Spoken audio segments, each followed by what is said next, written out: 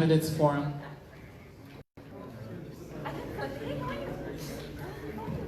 Si necesitas traducción, tenemos traducción acá atrás, acá con Nancy, antes que pensamos. Thank you all for coming to today's forum. We have another one next week, October 16th. It's a Wednesday for SAUSD. So I really want to just remind everyone that this is a 501c3 event, so neither of the hosting organizations support or endorse any of the candidates or political parties. I do want to remind you that we are collecting questions on postcards. There's postcards in the back. Jesus, if you can raise your hand. Jesus back there has extra questions, postcards for questions. Nancy will also be collecting in the back questions, so if you have a completed postcard, go ahead and hand it to Nancy.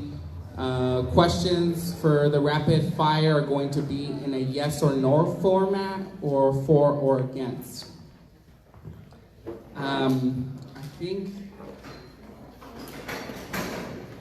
I do want to remind the audience that we are here to hear from the candidates. So please keep noise to no disruption of the candidates. This is their time to sort of share their platform and the vision that they have for Santana. And without further ado, I'd like to introduce Norberto Santana from the Voice of OC. Thank you. Thank you again for coming out and joining us.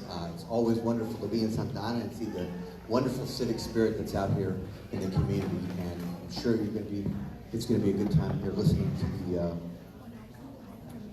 the debate. So we'll go with 2 minutes a question. Do we have timers, or Yes, we have timers.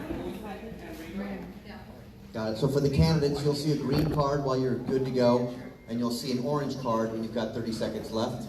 And a yellow card for 5 seconds. A yellow card for 5, and a stop. And we will do hard stops just out of respect to all of the candidates. So try to, when you see that other one, I don't want to be cutting people off. So try to kind of ease into the end when you see the yellow card. So we'll go ahead and get started here. We'll introduce the candidates. Do we want to do candidate introductions or just go straight into Q&A, guys? Yeah, candidate introductions, 2 minutes. Okay. So why don't we start? We'll just go from left to right. We'll start. We have a total of 3 candidates that have come to join you today. There are the candidates that could not be here today are Phil Becerra, Gail Oliver Jr., Beatriz Mendoza.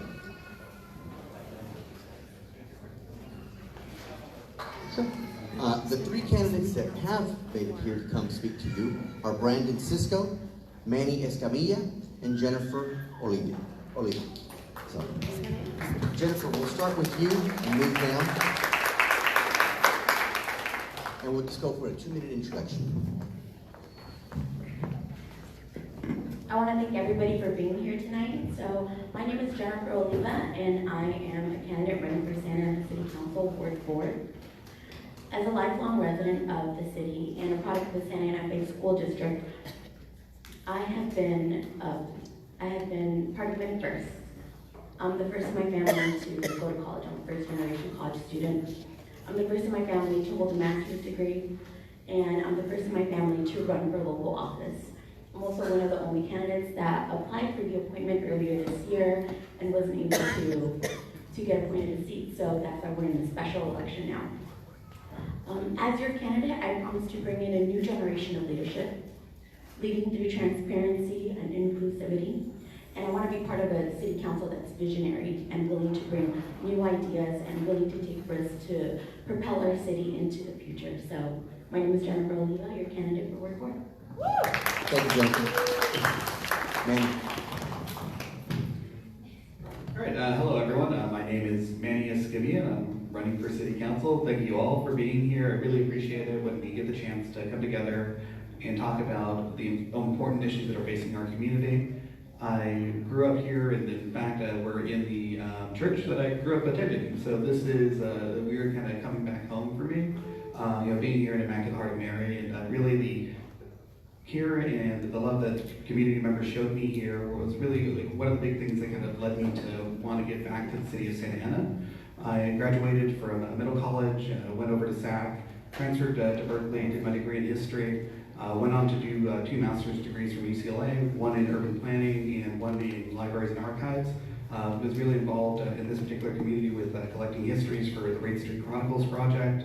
So really, love the history of the city, but at the same time, realized that there were a lot of changes that need to happen at the city government level. So a lot of the decisions that are being made without public input, without any kind of public discussion about the pros and cons.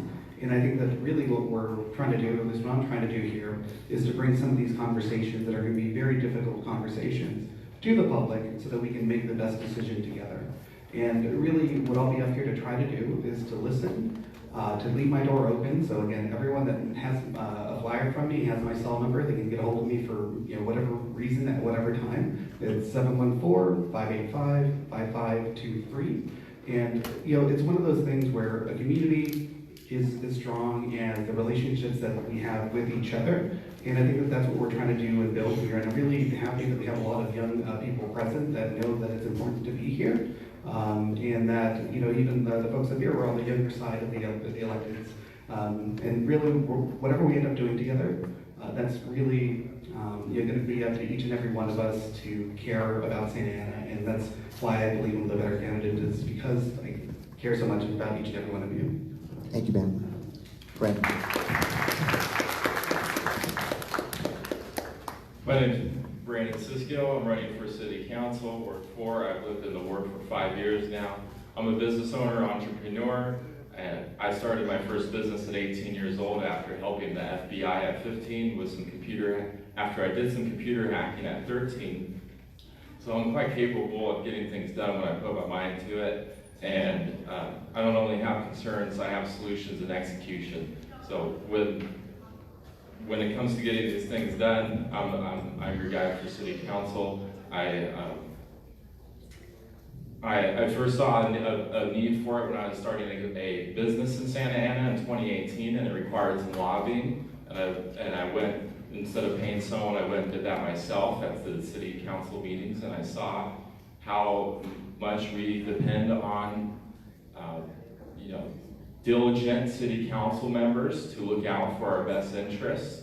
And then later on, with the opening and my father passing away this year in July 24th, after I was his caregiver for the last 5 months, I decided, because he always believed in me and would want me to do it, and go for my dreams. And I said, it's either now or in 3 years from now, the next election in 2022. So I went ahead and went down to the city, got the paperwork, got my nominations. I didn't even have to leave my neighborhood to get my 30 signatures. I went on one walk with my dog and get along with everyone, and then got my signatures very easily, and had concerns close to heart, such as the homeless, public safety,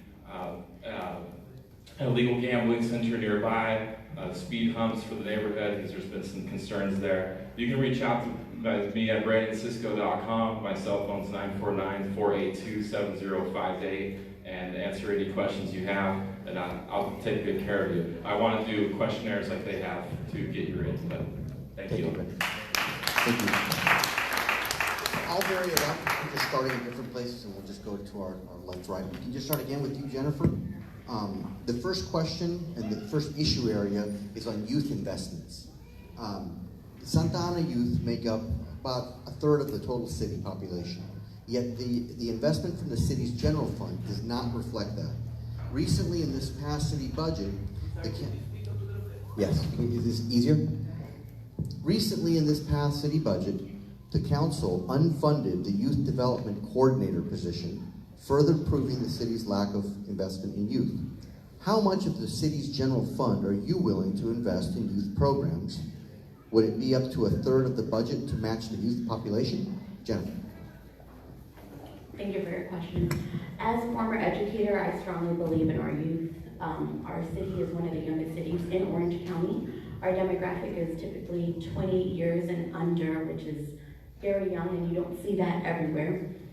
I would advocate for more youth programs, especially more youth leadership programs, because I think that's something we really need in our city.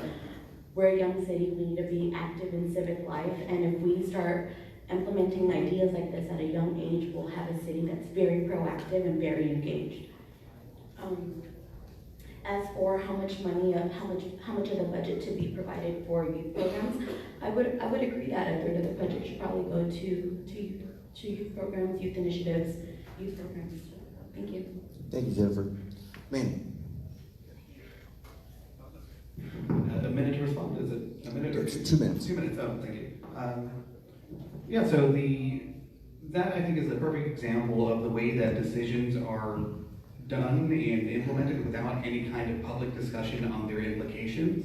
So this was a very quiet kind of basically firing of a person that's impacted the lives of hundreds of St. Anna kids. So the person that got that coordination position was my mentor.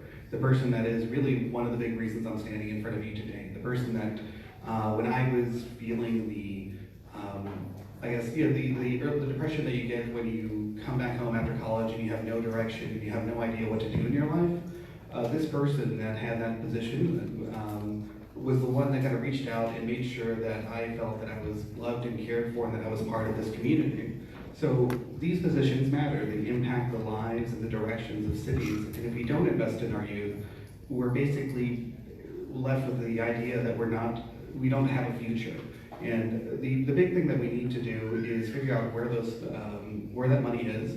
You know, right now there's $10 million sitting in an account that's not being spent, that's supposed to be for youth programming, and it's not being used. The other thing that we have is we build these multi-million-dollar centers, and then we don't have the staff to keep them open.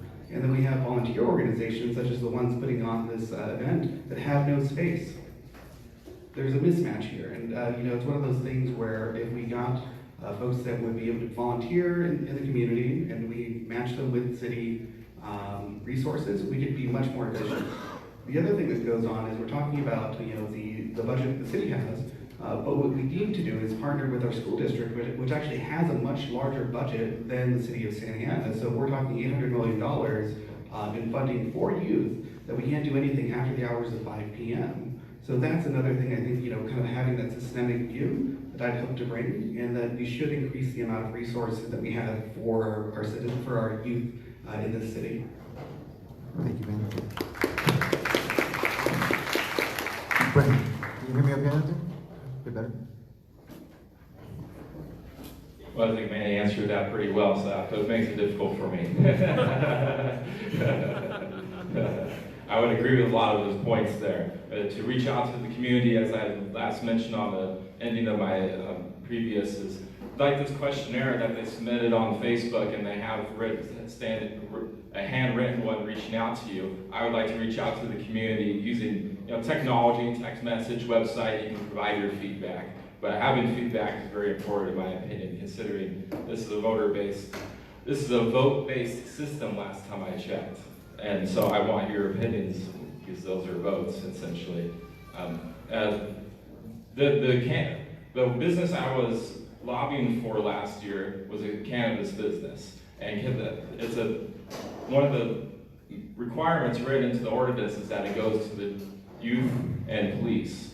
For the last year, we received $8 million in the city from the cannabis business, taxes alone. And that's with 20 of them online. 10 more came online this year, and then we have over 111 applications received. So that can be a potential of $32 million per year. So I'm a results-oriented person, and I see that being a funding source to provide for these concerns. Because when you have concerns, you have to have solutions to execute. And that is one of the private ways that I would go about it. Besides making city votes, there's other ways to do things like to network. I'm a big networker, networking with the school district. I think the after-school programs are very important. As a troubled youth, I had spent time in juvenile hall, 3 stays. I got in quite a bit of trouble, and I think after-school programs would have made quite a bit of difference, especially something I was interested in, such as computers. As I mentioned, I did hacking when I was 13 and had the FBI raid me at 15. School did not interest me, so I think there needs to be more work done to accommodate each individual youth in the city. Thank you. Thank you, Brandon. Manny, we'll start with you and move towards the right with you. So question number 2 on youth investment. Currently, the city does not have a strategic plan that holistically analyzes youth needs. Youth and community groups have in the past pushed the city council to invest in a 5-year strategic youth plan that includes more youth centers, city-funded mental health services, free transportation, and career paths for undocumented and formerly incarcerated youth. Do you have a robust plan that is inclusive of all youth in Santa Ana to succeed in the city? Could you repeat the question? And I'm going to ask just a little bit for interpretation. Thank you. Slow down a little bit. Do you want me to repeat it again? Yes. Okay. Let me just repeat it again for the translation. Currently, the city does not have a strategic plan that holistically analyzes youth needs. Youth and community groups have in the past pushed the city council to invest in a 5-year strategic plan that includes more youth centers, city-funded mental health services, free transportation, and career paths for undocumented and formerly incarcerated youth. Do you have a robust plan that is inclusive of all youth in Santa Ana to succeed in the city? Amen. Okay, well, thank you for that. It's one of the, investing in our youth is one of the 5 points that I have for my platform, and something I strongly believe in because it's a long-term investment in the city. What we need to do is figure out those things that we can do now that basically make Santa Ana more economically viable, and the best way that we do that is by educating, training, and connecting kids to the right jobs and careers so that they can grow and have opportunities in life. A lot of the negative impacts that we kind of see in our community are because people have no viable career options in front of them. Everything from not being able to afford housing, not having the sense of place in community, that all comes from not having investments in our youth. And what we have right now is a strategic plan that is a 5-year strategic plan that is out of date and needs to be updated. So in fact, we have this mechanism already in place in order to create a youth-specific section of that strategic plan. And I think that that is a worthwhile investment, and it covers 1/3 of our population. So there's absolutely no reason that youth plan cannot be incorporated into the city's new strategic plan, which will be updated in the next 2 to 3 years. So that's something we can all push for together.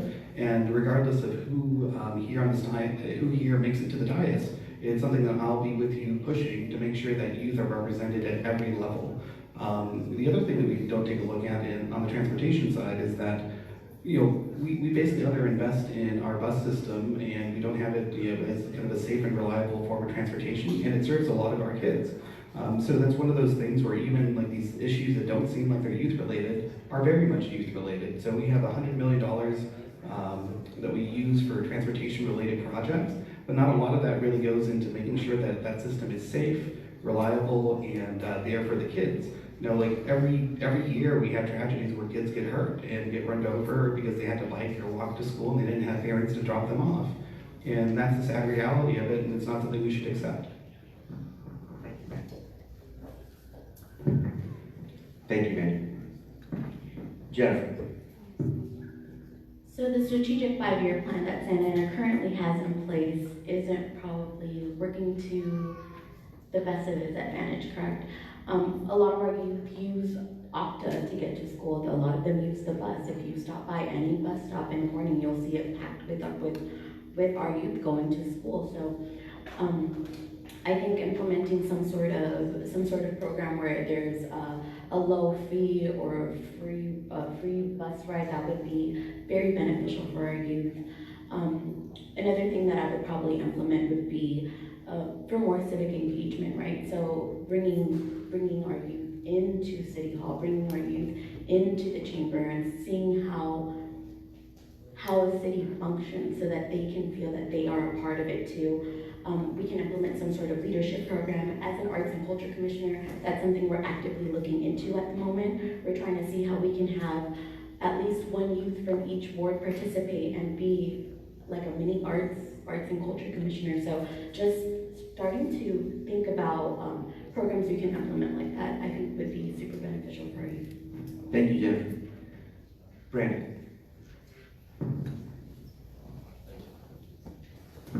Thank you.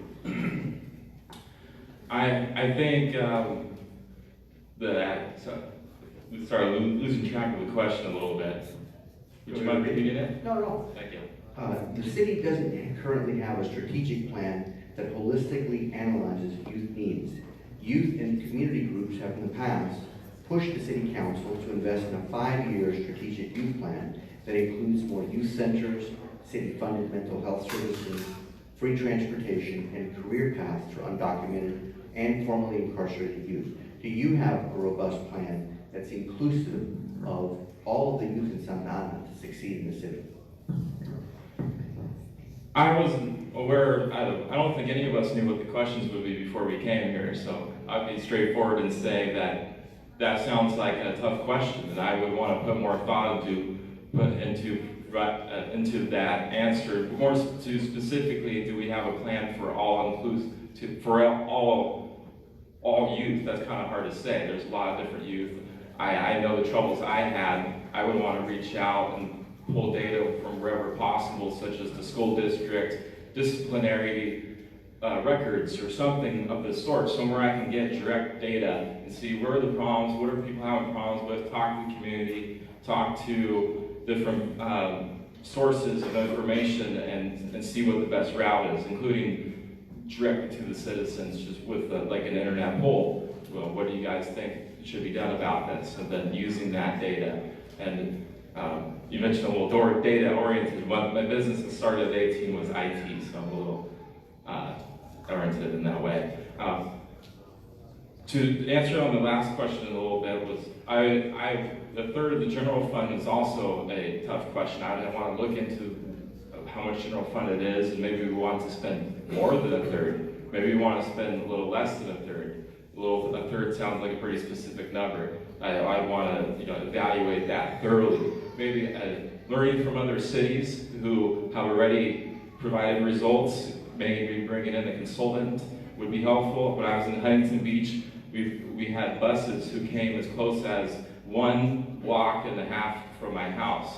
A school bus, not the city bus. And that was very convenient. So if it wasn't my parents, then I would walk just down the street, and there'd be kids that I knew hanging out near the big green old school electrical box, and then we'd hop on the bus together and go. So I think we need to look into those, each different aspect of the issue and address it accordingly. Thank you. Thank you, Brandon. Keep the microphone. The next question we'll start on and we'll go back that way.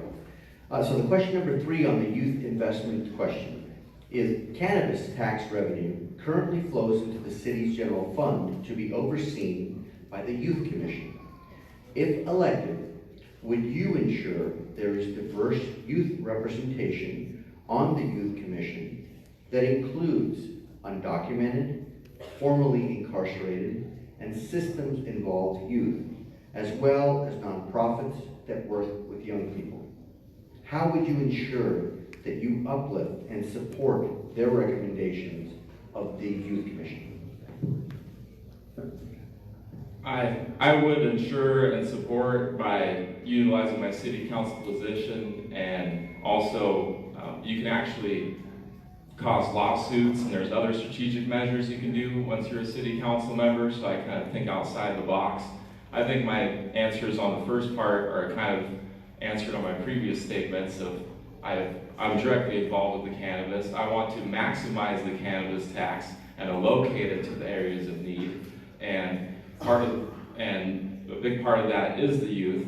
I believe the current fiscal year was earmarked for the general fund, 2018 and 2019, but I believe 2019 and 2020 is more specifically earmarked, the cannabis fund is more specifically earmarked for the youth and police already. But I would want to ensure that we're doing the best we can with that, and I'm big on networking. I drive to a lot of different events to network with people to learn more and reach out to all far and wide. So I go and so I think that's important to network with nonprofits, receive their information, go back and forth.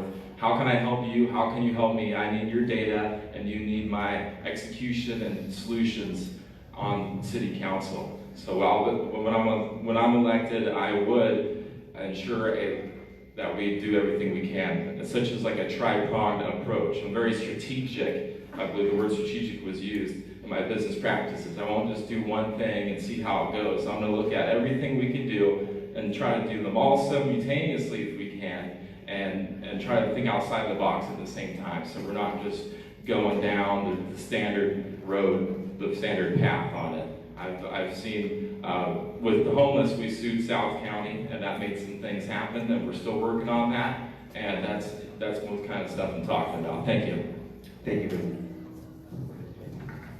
Man, can you repeat the question? No, that's good. So, I guess, no, okay, sorry, this is, okay, so with the youth commission, I think it's actually structured in a very unique way. For those that aren't familiar with it, there's already a 21-member body for the youth commission. It's 21 members, and there can be a lot of variety as to who's appointed there. Right now, it's only broken down by ages. What you see in other commissions is actual requirements to have people from particular affected communities as members. So it's one of those things that we can actually write in as an ordinance, if we get the other 4 votes for it, to make sure that individuals from these represented groups are actually on the commission and are, by law, by our own laws, required to be there. So that's something I would support. It's something we can do. And you know, as far as the representation of undocumented individuals, I think we should even go as far as looking into ways to have voting rights for undocumented individuals in the city, because it's such a large portion of the population. I think we start with the youth, and I think we're going to have some really great results there. The other thing, though, is that with these kind of 21 members, really what I'd like to see is them bringing in and representing other youth boards throughout the city, almost like a youth congress. I don't even want to think of it as a commission. I want to really think of it as a citywide initiative, and that's going to be our starting point. The other thing that we have for this is just meeting with them. Do you know how hard it is for one of our youth commissioners to actually get a sit down with a city council member? It's wrong. There's absolutely no reason why city council members are not meeting with their youth representatives on a regular basis. And I will meet with youth on an ongoing basis, have standing meetings, because I think that individuals need to be in communication with their representatives on a regular basis, and they should not treat youth differently. But what the city council currently does is ignores its representatives to these various boards, and that's something we should not have. Thank you. Okay. So cannabis is bringing in money into the city, but the city is making it a little difficult for some of these businesses to operate and facilitate within our city limits. I think if we were to streamline the process, we'd be able to create more of that revenue so that our youth does experience that money, that revenue that's coming in. I would support the youth commission. I didn't know there was 21 members, so that's a cool number. But yes, I would support it, and I would make sure that ESL DACA students are being represented, just because working at a high school, I worked a lot with ESL students, and they felt out of place within the school bounds. So I can only imagine the lack of representation that exists within this youth commission. So I would encourage our high schools, middle schools, I don't know if elementary students are involved, but I would make sure that there's a representation within every age group. But, yeah. You keep in mind, we'll start with you, come back to this right now. So issue area number 2 is going to be immigration. They have a couple of questions on that area. The first question is, the undocumented community, legal permanent residents, asylum seekers, and DACA recipients have been under attack by the Trump administration since taking office. At a time when Orange County residents needed local elected officials to defend the California Values Act, the state sanctuary law, county officials and city councils seem to have turned a blind eye. The city of Santa Ana, a sanctuary city, was the only city in Orange County to submit an amicus brief in support of the new state sanctuary law. If elected, are you willing to defend the sanctuary status of the city? If elected, I would absolutely defend our sanctuary status. As a daughter of immigrants, my parents fled El Salvador during the Civil War in the 80s. If they wouldn't have been able to come into the city, I would not be able to be here. I would not be able to run for city council. I would not be able to have these privileges that I had because of the struggles that my parents made. The majority of our population comes from immigrant families. We have a lot of immigrant households. There's no way that I would be able to turn a blind eye and not support my community, my family members who are still undocumented. It would be super hypocritical of me, but so I would support our sanctuary status. Thank you.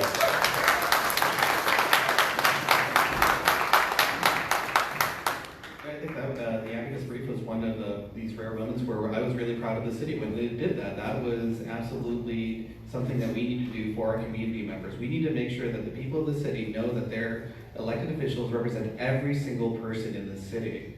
Every single person's life matters. Every single person that's out there working, from before sunrise. If you're out here on the street in 4 or 5 o'clock in the morning, you see everyone that gets up early, contributes to the society, makes Orange County function as Orange County.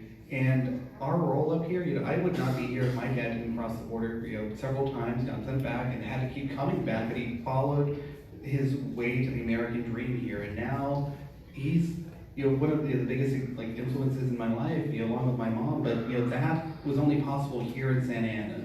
This city is different because we welcome everybody, and that's what makes this city beautiful. It's what makes us stand apart. It's the reason why I don't want to live anywhere else. And I think that the people that are elected should absolutely 100 be in defense of our sanctuary policies and looking for ways to be at the forefront of expanding those rights for every single person that lives in this city. Thank you.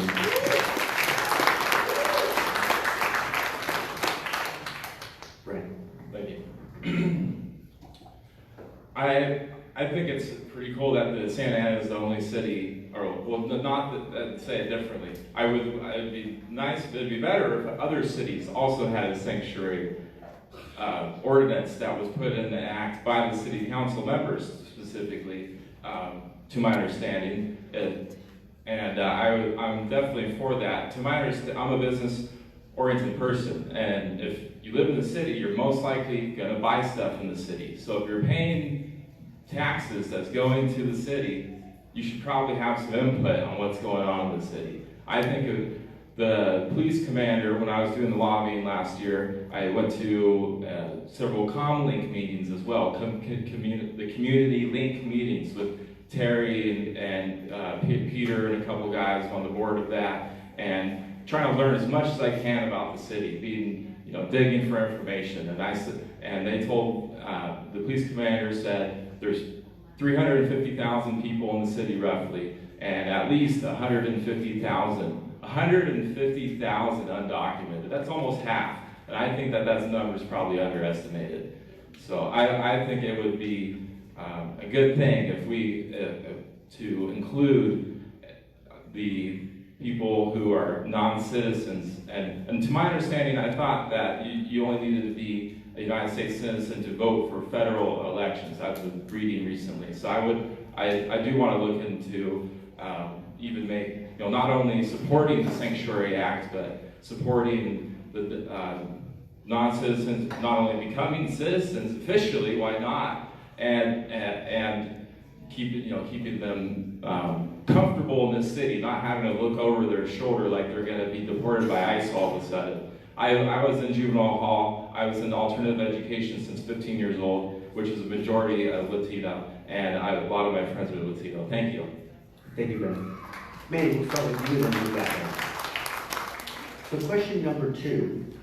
For 3 years now, the city of Santa Ana has provided legal representation to its residents and have included a line item in the general fund to support Santa Ana residents who are facing deportation. In its first year, the city allocated $65,000, followed by $80,000 in its second year. This past budget cycle, the city council set aside $200,000 to protect Santa Ana residents, the most it has since it created the Legal Defense Fund in 2017. Mind you, the city of Santa Ana is the only city in Orange County to have such a fund.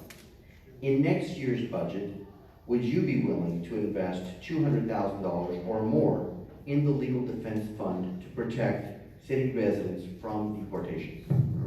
Absolutely. I think this is one of those instances in which this is a human rights issue and we're stepping up to defend the people of our community. So from just that standpoint alone, the morality of it, the ability to look into your grandkids' eyes 50 years from now and to say that you did the right thing, absolutely worth it just right off the bat. The other thing is that it's also actually really beneficial for the city's economy. Like if you have someone who's going through deportation proceedings and actually is being able to be defended and stay in the city, that's an additional person who is basically the typically the breadwinner, has at least some kind of role and responsibility for their family. And if you don't take care of that person, going to let them stay, then like that individual is going to go down. The children that are impacted there are going to go down another trajectory that's going to cost us as taxpayers, not even just, again, the humane thing to do, but from a tax savings, like we're going to have more costs down the road because you're going to have kids entering social service systems, you're going to have people growing up without parents, you're going to have traumatic stress that's going to impact every single aspect of that person's life. It's the right thing to do, and it's also the smart thing to do. So absolutely. Thank you.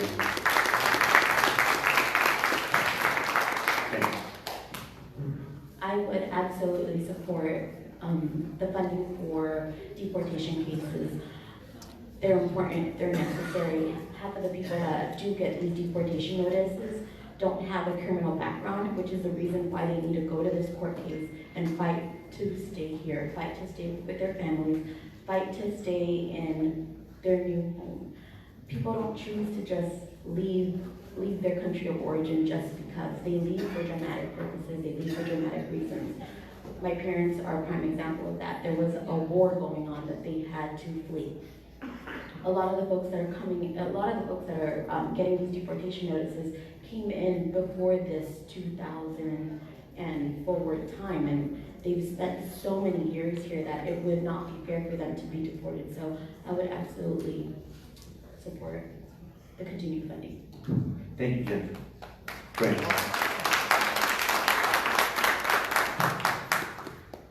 Yes, not only would I support the continued funding because, well, we've already made that decision to be a sanctuary city, so you have to, for one, you have to be congruent with your decisions and follow through. And so if we've decided to do that as a city and the city council voted it in, we need to do it. And we need to do it to the fullest, not half-assed.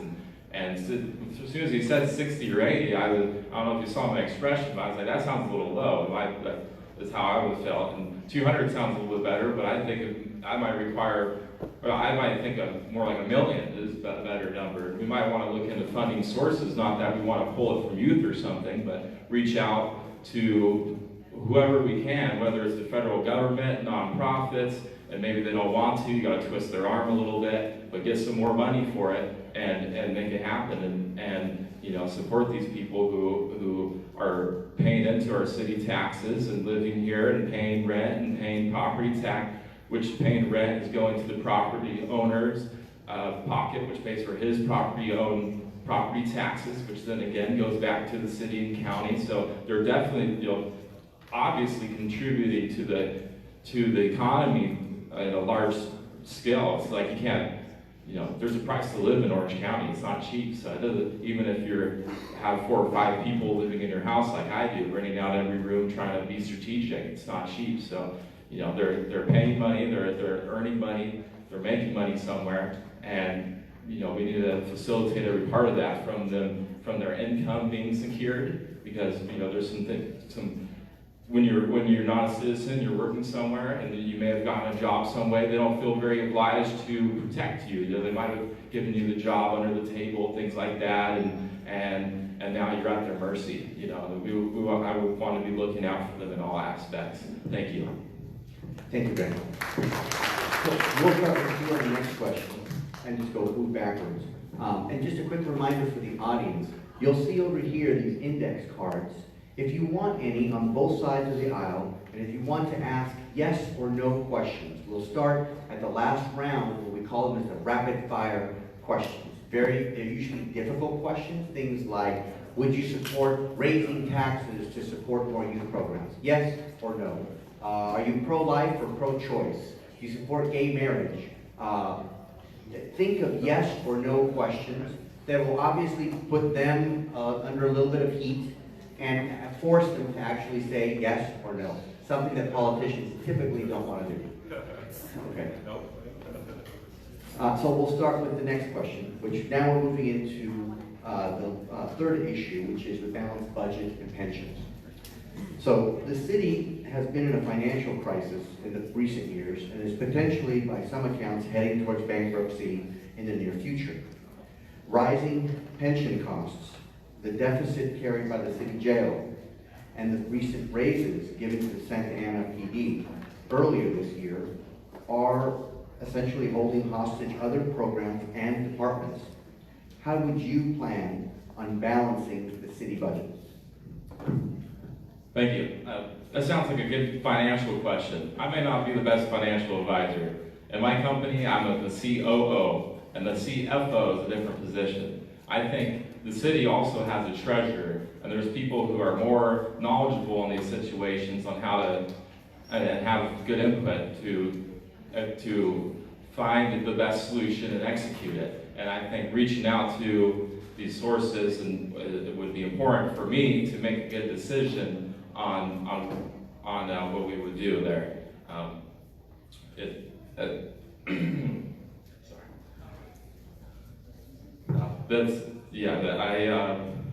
Little brain fart, got distracted.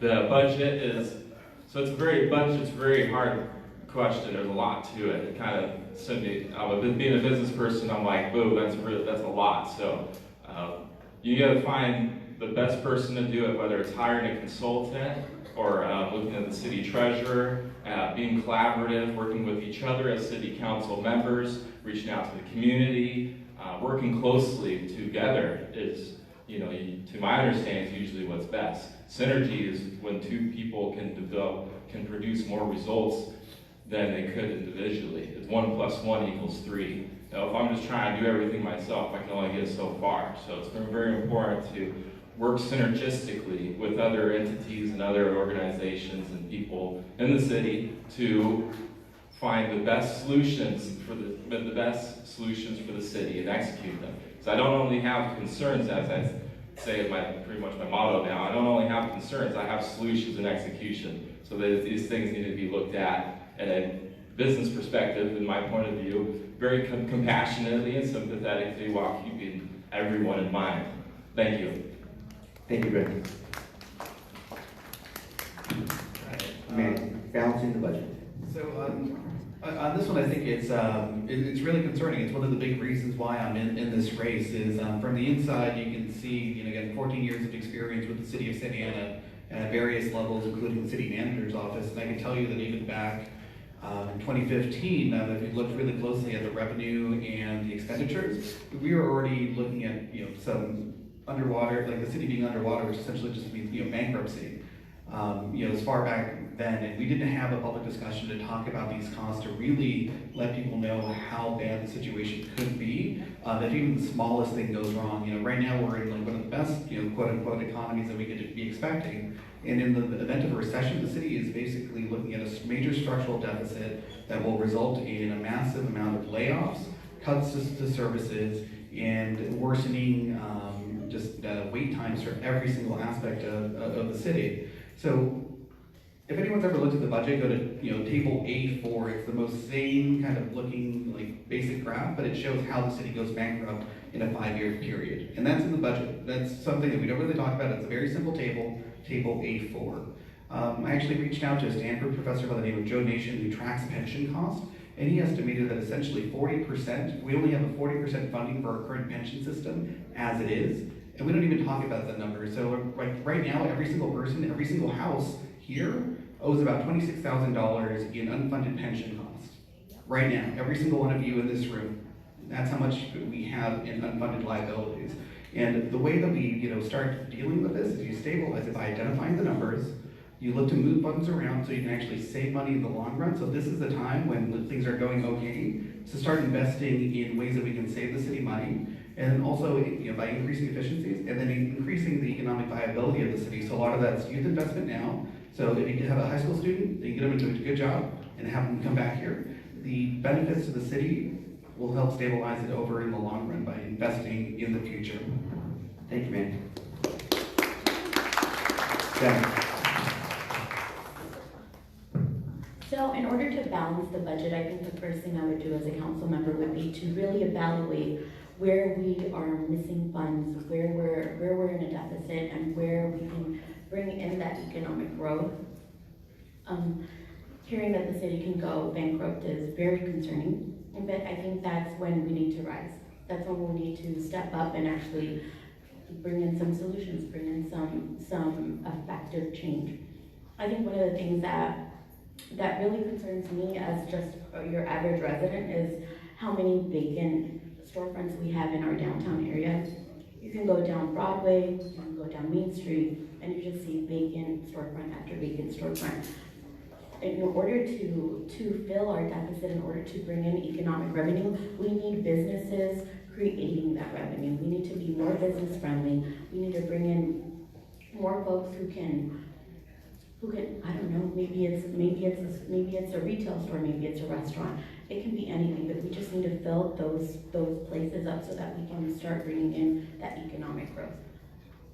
But yeah, that's what I would do. Thank you, Jennifer. We'll start with you, and we'll keep coming down this way on this next question, which is, in the past, city council members have called for an independent forensic analysis of the city's budget to see where exactly the city is mismanaging funds, but have failed in getting the measure through the dice.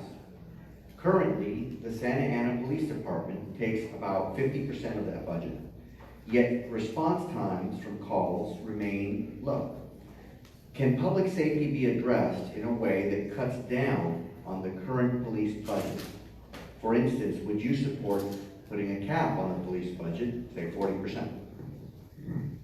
Absolutely. So I think that's one of the hot topic issues, right? The amount of money going towards the police department. I wouldn't have supported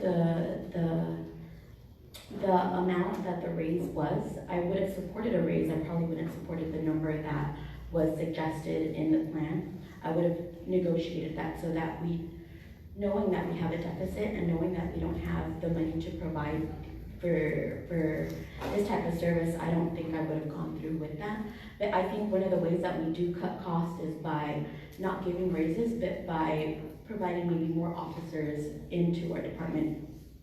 I believe we have 55 vacant positions in our police department, and if we had those filled vacancies, we wouldn't have had to provide the raise that was given, because I think the raise was given because our officers were being overworked. And a city like Santa Ana, we're so big, our crime rates are high. Even though we don't want to believe that, our crime rates are high, and we just need, I think that would help, having more officers in our police department.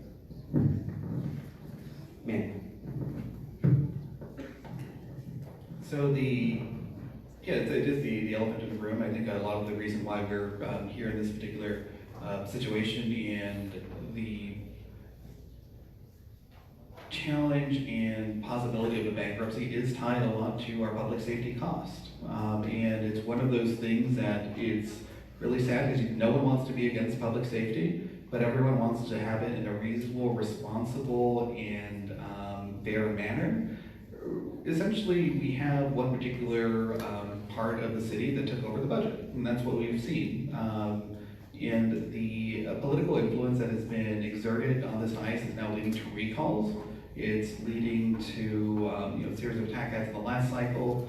The challenge is, like, how do you still use the money that you have wisely? And the number one thing is reducing that overtime. Just even asking the basic question as to how much police overtime happened in this last year or last month, in tracking that, because what you're essentially getting is you're paying twice as much for half the amount of service. And if that person then retires and was doing double time that entire year, you're then paying that double salary for the rest of that person's life. So this overtime situation is not just about what's happening now, it's about the added costs that keep happening further down the line. And that's one of those costs that you have to get in control. And if you don't have council members that are willing to speak up about it because they're afraid of one particular political organization in the city, I think that you're living in an undemocratic society. So the other item ends up being, we have this large jail system that is a significant portion of the funding for that for our police. So it's one of those questions as to whether that is the best use for that facility. It's really hard to convert a jail, but we never really saw the results of that study. And the other thing is, we can talk about not being able to recruit police officers, but the benefits and packages are about $130,000 a year. I think we can find some people in Santa Ana Unified that want a $130,000 a year job. Thank you, man.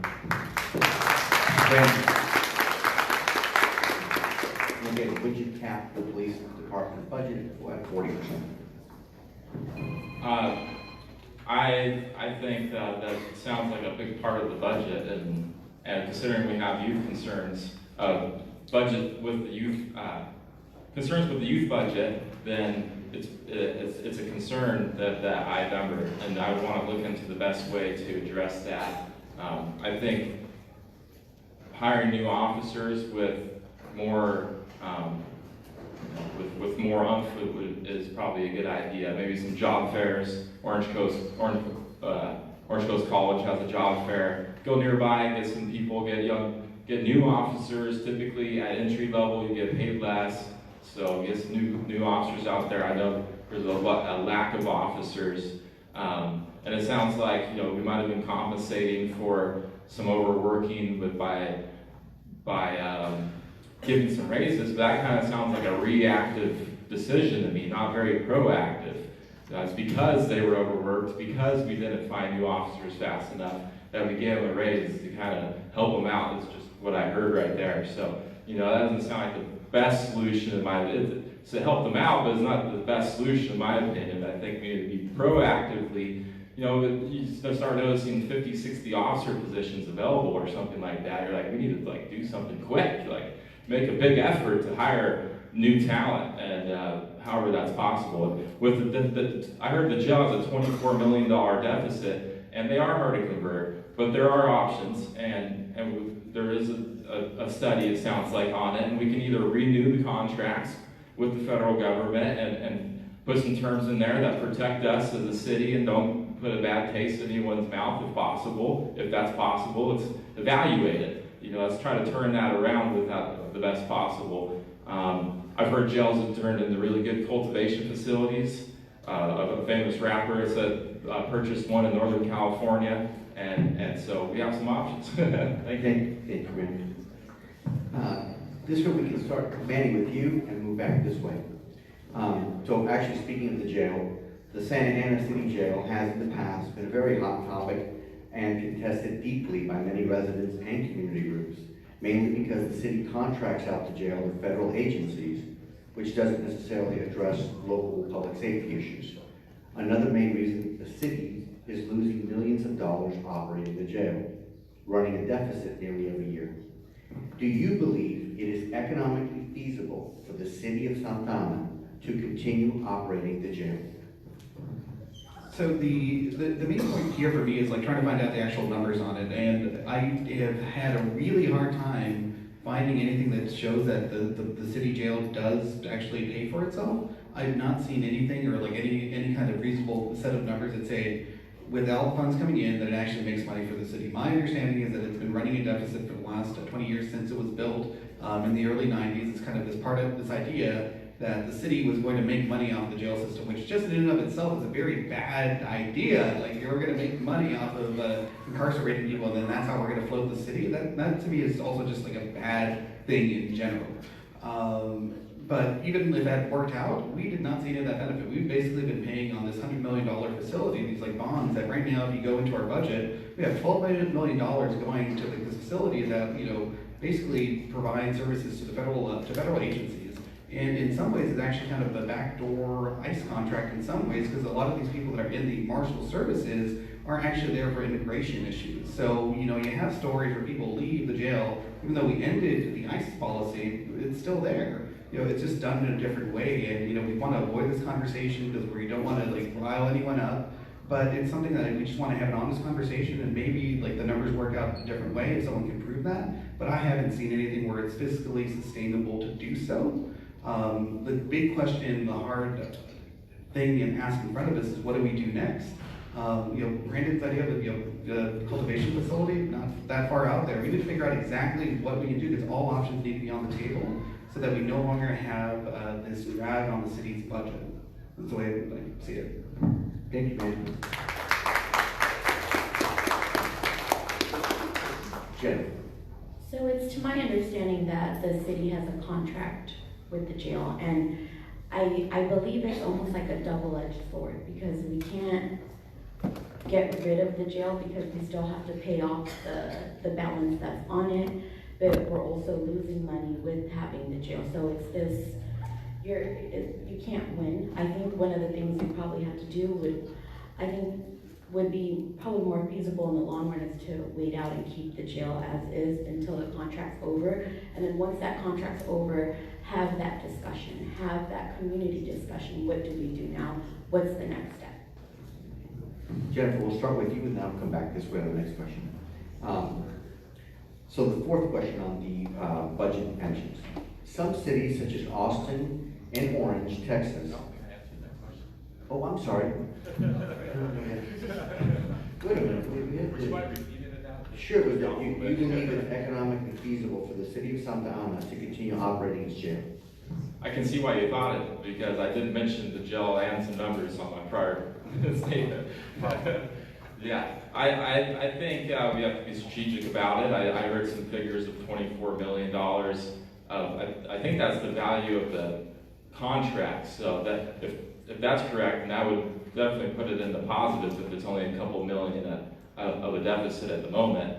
But I would want to, as I mentioned, take into consideration something that's a good fit for the city. That doesn't put a bad taste in our mouth. Like Manny was mentioning, we don't want them to, dropping people off from here to here, like from you leave the city jail, you go over to ICE, and then you're deported, and it's all in the same city. Like there was some controversy going on with that I heard about, and that's the last thing we want to be a part of. But if we can do it strategically, then I think it would be I think we can monetize the jail with minimum conversions, and because that's another expense. If we're already in a deficit, even demolition of building of that size costs a lot of money. So let's go forward with the best solution possible is what I would think is the best idea. And I would want to reach out to everyone, as I've mentioned a couple times, and get the city's feedback. Get your feedback through text, a text questionnaire through Facebook and stuff, and see what everyone thinks in the whole city. The cultivation is an idea. We can do a couple things with the building.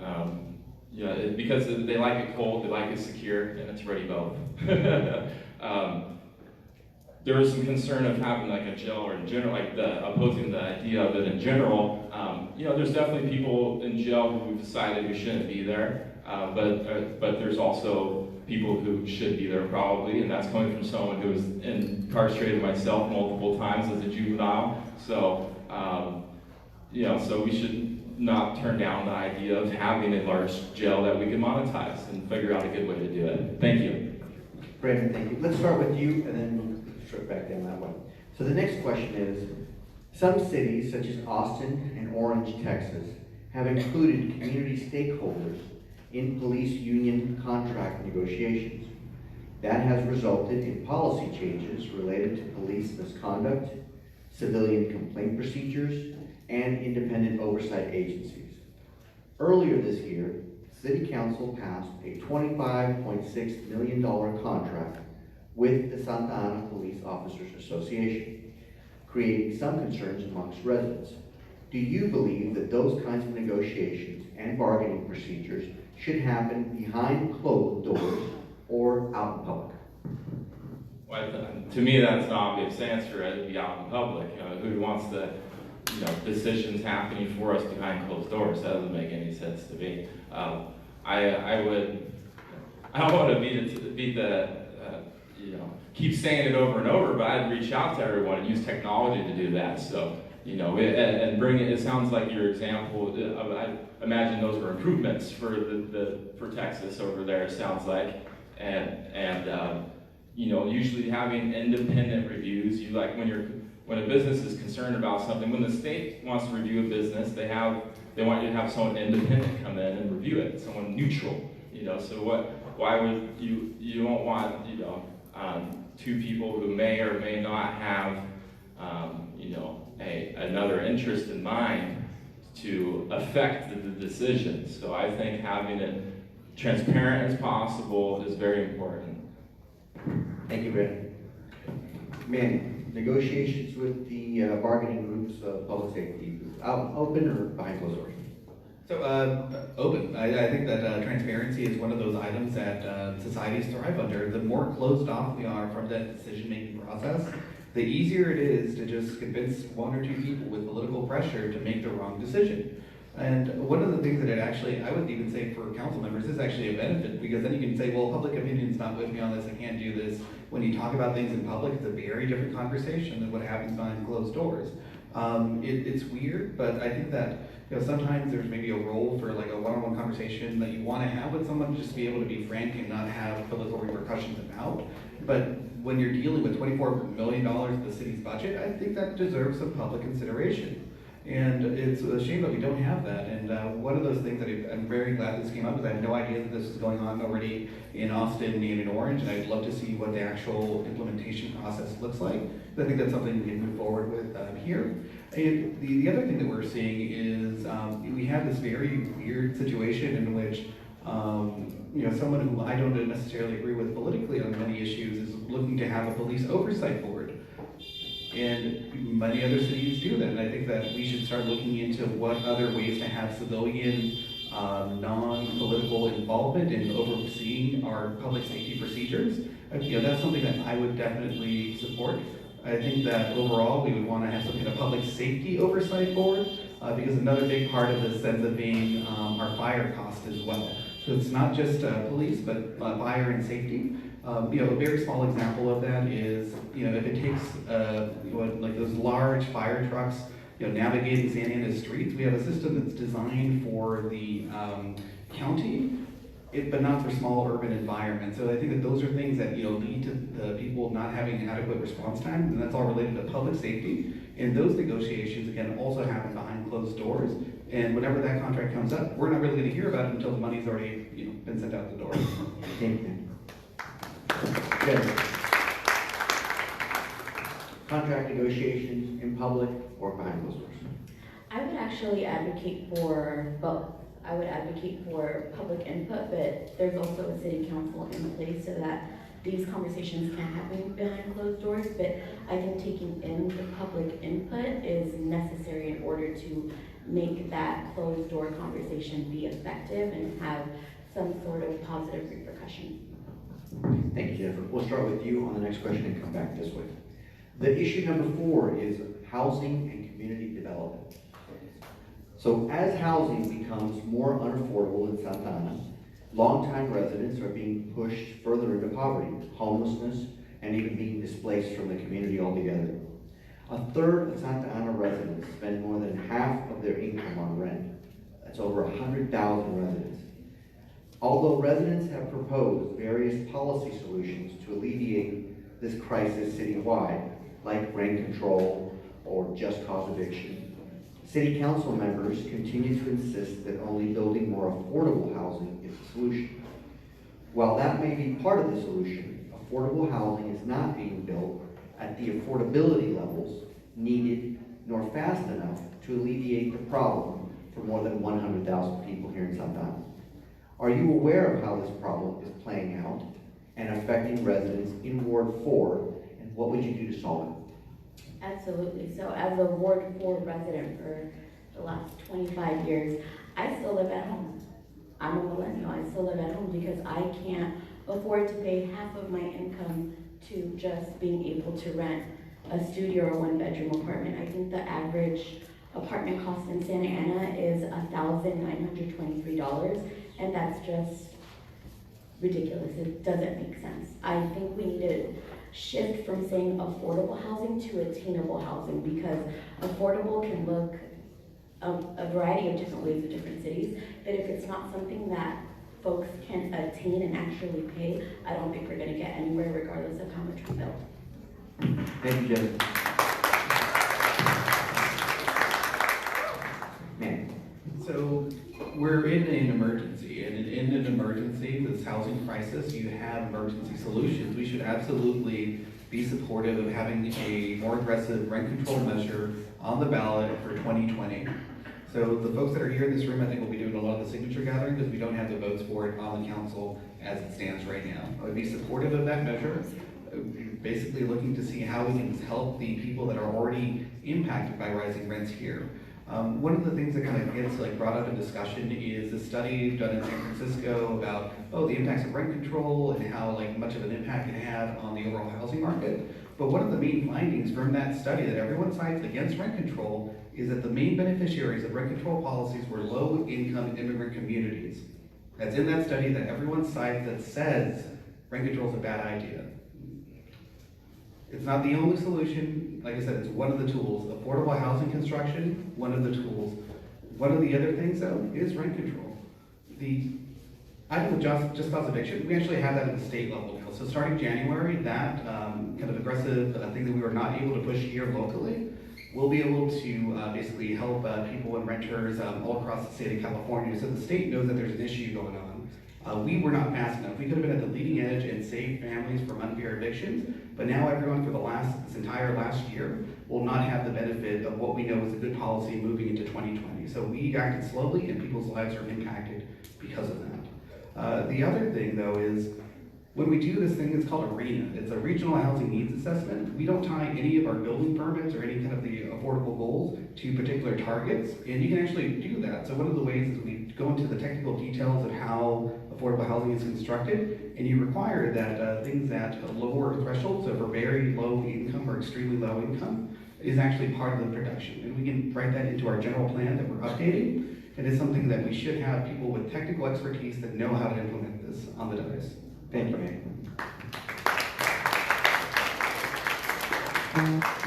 Brandon. Thank you. Sound like some good ideas I've heard. Rent control doesn't, building more housing doesn't sound like the only solution. We gotta do more than that, in my opinion. And being a business person, I would look at, okay, so they submitted a project, for example, a controversial one at 2525 Main. We should look at what they're proposing to charge for rent. We talk about their building plans, how big it's going to be, this, that. They look at the building aspect to make, but they don't ask them. I don't believe it's come up. What are you guys going to be charging for rent for these spaces? Can we, on new construction that we're approving, especially making special accommodations on, because the building's larger than the city wants, they're trying to get the council to approve it. Let's limit it so that, if you're going to build this new place, let's see to it that it's obtainable, not just affordable, and put that in writing. And, that seems like a good way to control, the existing owners don't want to be all of a sudden attached with rent control. Not saying I'm against it, but I'm saying it's easier to implement with new things versus something, old dog new tricks is kind of harder. So when the new buildings, the new stuff coming in that start attaching some rent control would be one idea. Limit on what they propose to rent, and reach out to the community and see the best way to handle this. But I think building granny homes, I mentioned before, the state's changed some laws they're called building more property on an existing property. You build a little house in the back, now you can rent that out, and you're getting more out of the space. Instead of this dead space in the city, in people's backyards, it's whatnot, or may not be being used, we can utilize that to build more affordable housing. So there's quite a few different strategies that I would like to evaluate and execute. Thank you. Thank you. Jennifer, we'll start with you this time, and come down back a little bit. The city is considering an RV limit. Advocates allege that the majority of RV residents are seniors, vulnerable communities, that would then end up homeless. Proponents allege that the RVs are an eyesore, do not properly dispose of human waste, and sometimes even carry stolen goods. Would you support such an idea of limiting RVs? Why or why not? Would it increase homelessness? That's a great question. So I would be for limiting RVs just because I experience that in my neighborhood a lot. Waste management in an RV is not, it's not like in a house, you know, it's not, it's things you don't want to see in your neighborhood. I think if we developed a plan to where RVs could station somewhere else, maybe in a public parking lot overnight, whatever may be the case, I would push for something like that as opposed to RVs in neighborhoods, just because it's not, you don't feel safe because you don't know who's in there. And I mean, I get it, there's people who just can't afford to live in an apartment, in a house, rent something out. But there should be laws in place for how and where RVs can station. Thank you, Jennifer. Let's bounce over to Brandon and then come back to you, man.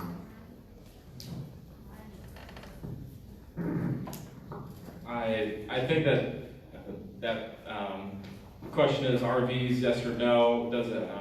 I think we should allow RVs. I think it's a bit overstepping to tell people they can't have or live in an RV. I think there's existing rules that you have to move your vehicle every 72 hours. You can get ticketed and towed. They'll mark your tire if it's not moved an entire mile now. I believe they've actually set a number to it. So they'll kind of look through your window, look at the odometer, they mark your tire, this is the parking control, and they tell you if you're there over 72 hours. So we do have some things in place for that in general. And Walmart is one place that allows overnight parking, and you should probably notice some RVs over there, and they're okay with that. They're the whole corporation, to my knowledge, does that across the United States. I think we could probably be, you know, that touches on the homeless concern, and we need to be more accommodating to homeless. It would definitely cause more homeless. They would either be, you know, and I would think that they would be somewhere below an RV, such as a tent or a car, or something that's still allowable to some extent.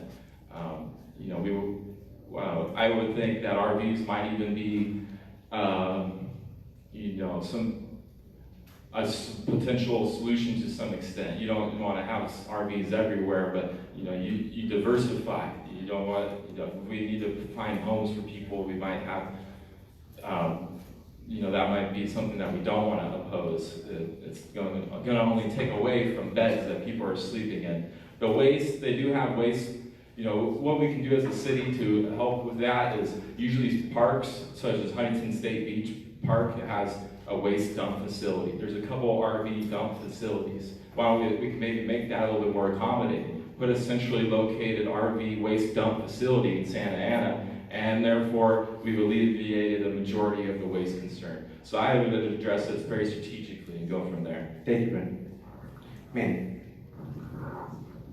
So on this one, as far as the particulars on the RV situation, I've mostly and pretty much only exclusively heard from residents that want limitations on the RVs. I understand that there are definitely other concerns, but it really seems to be much more a matter about neighborhood safety. I personally am really more leaning towards something on oversized vehicles in general, so I wouldn't necessarily target it towards RVs. The definition of a recreational vehicle gets slightly blurry, and then if you change the insurance type, it's no longer an RV, but then you can live in it. So I would actually look at it just as a general size of car issue. But you know, anything related to that absolutely needs to be paired with safe parking facilities somewhere in the city. I think really we have those pretty good location over at one of the OCTA bus terminal sites, so not the one that's in the middle of the city, but the one that's down by the riverbed. A lot of asphalt, a lot of already kind of like infrastructure that's there, and a lot of empty, unused space.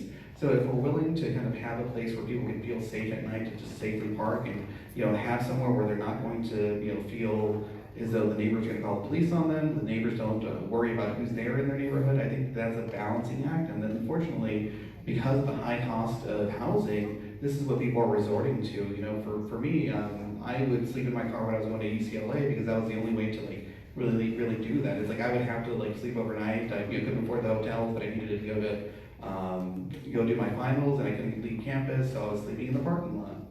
And that is one of those things that, you know, economically a lot of people have to do. And if we have safe parking spaces, we can get people into the right services, we can have contact with how to get them into housing, regular, decent, humane housing. But that starts with that process first, and then looking at the impacts on the RVs in communities. But that really, again, is more vehicle sizes. I'm also very much offended by large, how do I say this, industrial trucks that will park sometimes on my street, and that also can be a hassle. And if we're treating RVs differently, that would be weird for me. Thank you, man. Jennifer, let's start with you, and then we'll come back to you. Question number 3. Santa Ana also has a large number of mobile home parks. As you know, the statewide rent control excludes mobile homes, where many seniors and people of fixed income often live. What, if anything, would you do to ensure that mobile home residents don't become part of the homeless population in coming years? Absolutely. So I believe the city passed, there's not the city, I believe it was the state, about a grandfathered tax on mobile homes. So when these parks get sold in present time, that grandfathered tax is no longer viable, which is one of the reasons why mobile home property taxes tend to go up, and why these folks who, might not have the means to pay that amount anymore, they can't, and they push so that they don't become homeless. I think as a city, we need to look at maybe establishing some sort of fund that would help these individuals when that time came. If their mobile park gets sold, it's not something they can control. Whatever new investor comes in, that's what happens. It's something out of their control. So I think as a city, we need to develop some sort of fund, reserve fund, so that we can provide some sort of assistance when their rent or when their taxes do go up. Thank you, Jennifer. So I think for me, when I look at this issue with mobile home parks and how they're not being included, is we kind of pretend that they have all the rights and rules and benefits, societal benefits of single-family homes, but in fact, we treat them like second-class citizens in a lot of ways. We basically expect someone to live in this home, make it their permanent home, but then not own the land underneath their mobile homes, which are not mobile. If anyone has ever lived in one of those units, you know that it's pretty much bolted to the ground. Like taking it out and moving it to any location, it's not financially, it's impossible to do for the people that live there. And this is one of those things where there's an entire segment. I don't know if anyone watches John Oliver. Anyone? John Oliver last week tonight. So I highly recommend the show. That actually it shows how the people that own these parks are moving in. These large corporations are coming in and exploiting people, like straight up exploiting people that can't go anywhere else. And I don't think we should be okay with that as a society. I think that there are steps that we can take to make sure that our mobile home owners are protected by rent control. And I don't know the technicalities there, because there's actually a lot of state law on this issue. And this is one of those things where we basically need to work with the two Toms, Tom Daly, Tom Umbrick. And we need to make sure that there are some state changes to have protections in place, because we won't be able to do that just as a city. Again, one of these things is like whenever we see systematic exploitation of people, we have to have elected officials that are willing to stand up and say that this is not right, that this is something we need to pay attention to, and that we need to have a humane solution to the problems that are facing our society. Yes.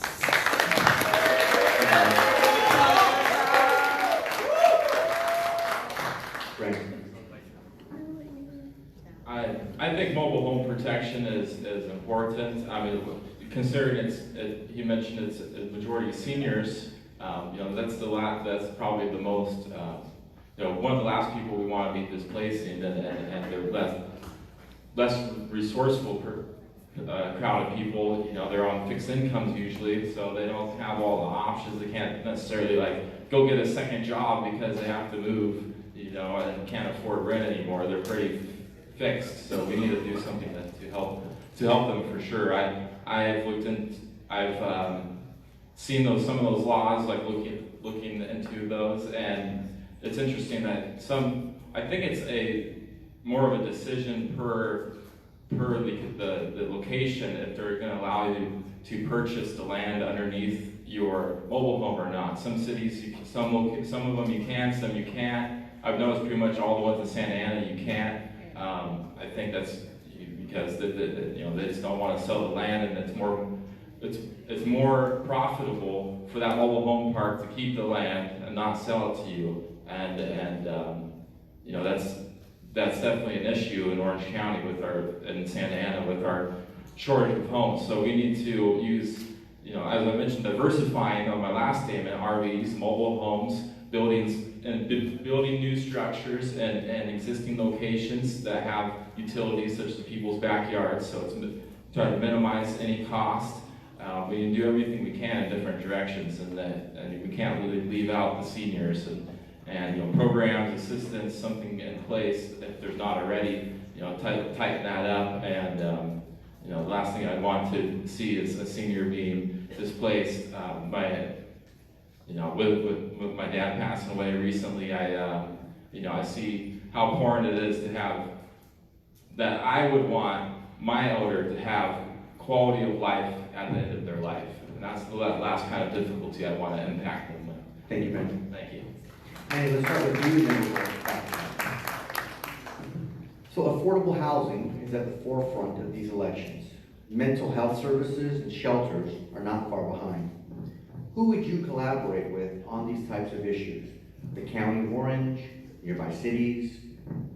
Anyone and everyone. I think that this is one of those things that's a societal-wide problem. So we need to work with everyone that's in this space, because if we don't work together, we're not going to be able to do anything. I think one of our biggest failures is that everyone blames everybody else. So it's really easy for me to come up here and say, like, well, it's the county's fault, so we're going to attack the county and not do anything. There are issues with the county. Number one, their jail release procedure, and the way that people are basically just left off into the city and not other neighboring cities. But when it comes to affordable housing, we live in a regional housing market, and we need to make realistic goals and production targets to say, like, all right, this is what we need to build, and these are the costs of which they need to be built at. And we need to figure out ways to make it a bit more efficient, a lot faster to build housing. So everyone here should be able to, if you have a single family home, go down to the city and say, hey, I want to build a second unit in my backyard. Where's your office that will help me build it so that I can have more income? We can produce an additional piece of housing, and that everything we do will be legal and easy to do. There are some cities that are starting to do that, actually work with property owners, people that already live here that are invested in the city, rather than just trying to create a system in which, well, the only way we're going to build more housing is if you sell out to this one person that builds apartment complexes all throughout the country and is looking to make the most amount of money here because it's a nice area to invest in. Instead of having that be the only solution, we should really look to the people that we already have in our community and say, how can we help you add that second story? How can we help you add that second unit? What is it that can get you into the next economic piece of that economic ladder, that next step, and how can we do it together? So that's something I think, one of those big players that we don't look to is each other. So each and every one of us will have to do our part, and it might end up being, taking some of those cousins that we don't really like hanging out, but maybe we'll do a second unit for them and they'll hang out in the back with us. Because it's one of those things where each and every one of us is definitely going to need to step up on this. Thank you, man.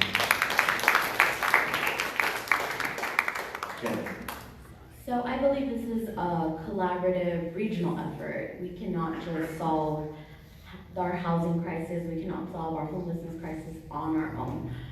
Santa Ana has taken steps to, or has been at the forefront of our homelessness issue. We provided shelter, we provided beds. Now it's the rest of the county's turn. When it comes to all these issues, correct? We need to look at our neighboring cities. What cities are we touching? Costa Mesa, Irvine, Tustin, Garden Grove. We need to be in contact with these cities continuously so that we have a complete solution for our issues. It can't just be one city trying to figure it out for everyone. It has to be a collaborative result. Thank you, Jennifer. Brandon, please.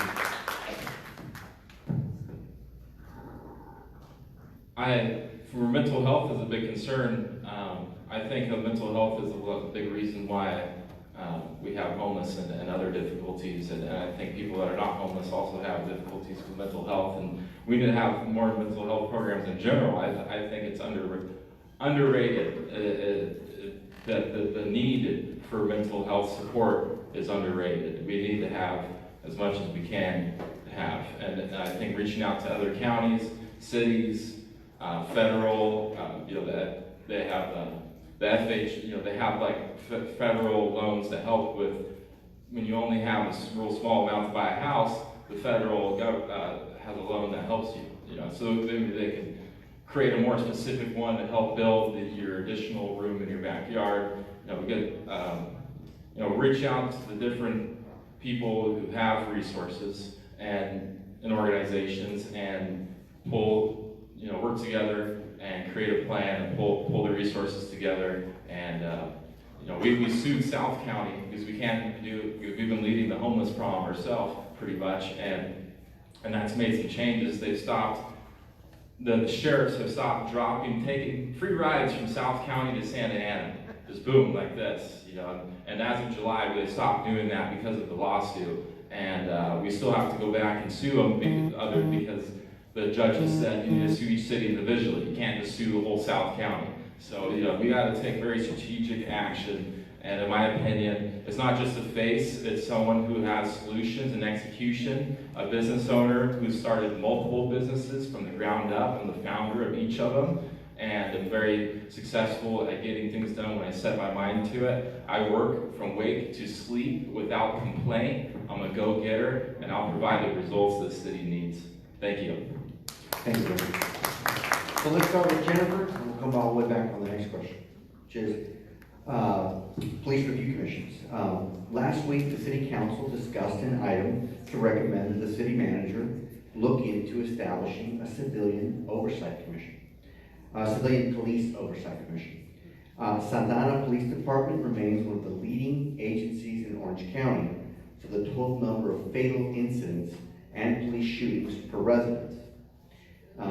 From 2006 to 2016, Santa Ana PD has had 27 fatal shootings and a death capital of 27 shootings per 324,528 residents. Instead of addressing changes in policy and accountability to prevent these kinds of fatalities, the incidents have cost the city millions in settlements. What would you support civilian oversight of the police department? I like the idea of the oversight committee, but logistically speaking, I don't know how feasible it would be and how productive it would be. My concern would be that us average civilians, we don't have knowledge on how an investigation works,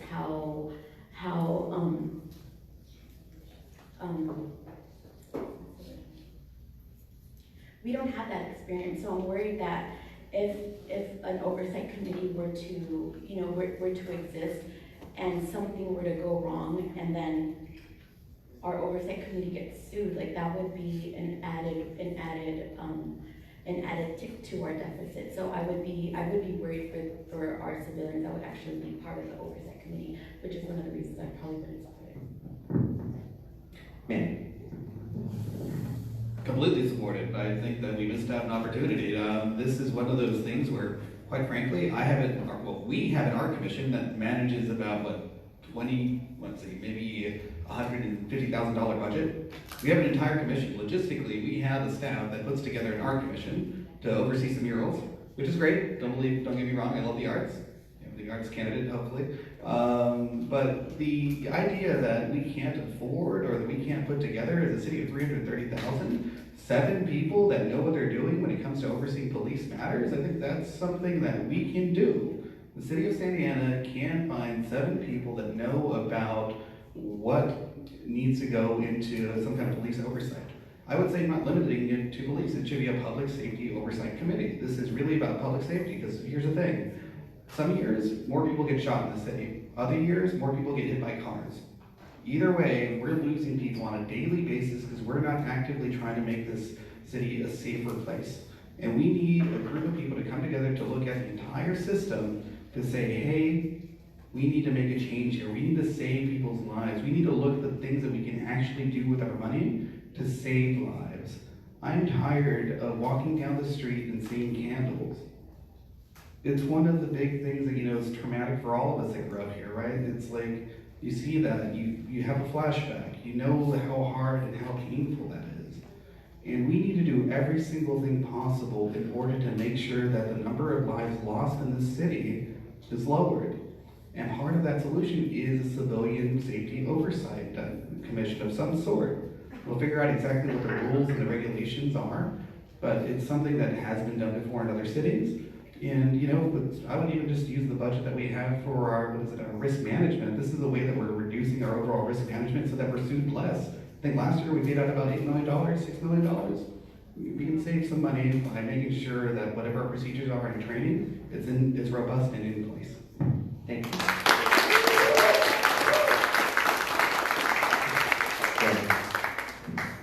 I'll admit I'm not as good as a public speaker as some people. I know that I don't know it all, so I'm willing. I think it's very important to not think you know it all and have to seek information. Some people are more influenced by the police department than others as well because they have a lot of influence in this city. And I would want to while not opposing anyone, take as much of a neutral decision-making process as possible on what the best decision is for this. And I would think that maybe not word for word a civilian oversight committee, but maybe they are civilians because you're either law enforcement or civilian in their perspective. So it's you're elected. So maybe someone will be elected, nominate, or select. And I'm not sure it needs to be how many people it needs to be, or maybe it's however we work that out. But I think we can probably look into first. I believe we're the biggest city in Orange County population-wise. So if we have more deaths, you need to also take by police. You need to also take the correlation, take that in perspective with the size of the city. So if next city nearby is half the size and they have half the deaths, then we're actually the same. I'm not sure if that's being taken into account with that data. So data is very important if it's to determine if it's an actual red flag or it just seems like a red flag because we just happen to be the biggest city in Orange County, and I think that's important to be decisive, to have accurate information to make good decisions. The civilian oversight of the police department, I think I would want to ask all of you what we want to do on that as well. Thank you. Thank you, Randy. Okay, we'll start the next one with you and move back to forward. So currently, the main response that the city has to disruptive youth behavior or crime in the city of Santa Ana is the police department. Do you see opportunities to diversify the way the city responds to community violence? For instance, hiring crisis intervention workers that are not necessarily connected to the police department. No, I think that's a good strategy overall. I don't know what it would be like in the initial kind of 111 deployments. I don't know what that's like and if that's the direction of the question. But what I would say is that I think we have pretty good examples from Oakland. I think Philadelphia has a really intensive kind of crisis intervention procedures in place where there are partnerships that are already established with community members and the police. So it's not really a combative relationship. It's just really to supplement. Because what we end up seeing here is kind of every time there's violence, it's someone retaliating against somebody else. So we know kind of that some group of people that were involved in that were involved in one shooting and then another neighborhood gets angry. If you have someone that's able to kind of know the lay of the land that's not associated with the city, then it's kind of just out there in the community. You can actually avoid and save lives in a very direct way. And that's at the kind of most extreme level.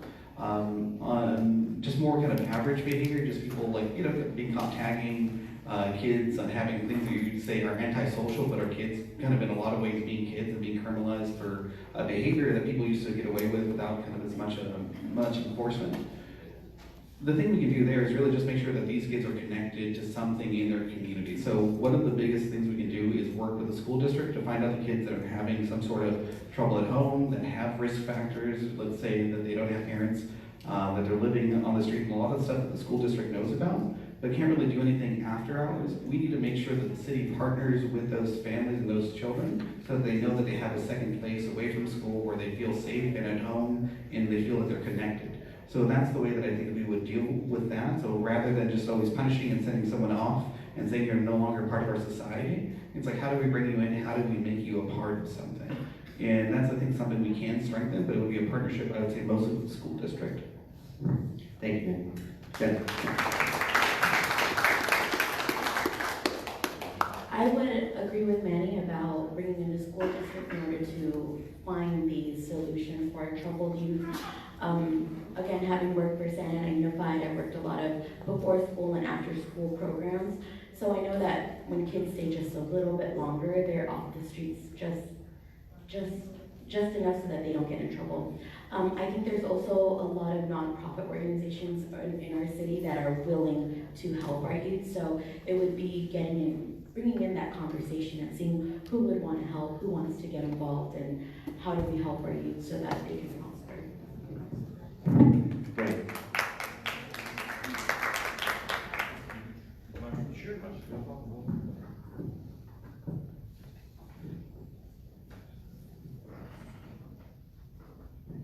Right now, the main city response for disrupted youth or crime is mainly the police department. Do you see opportunities to diversify the way the city responds to community violence? For example, hiring crisis intervention workers.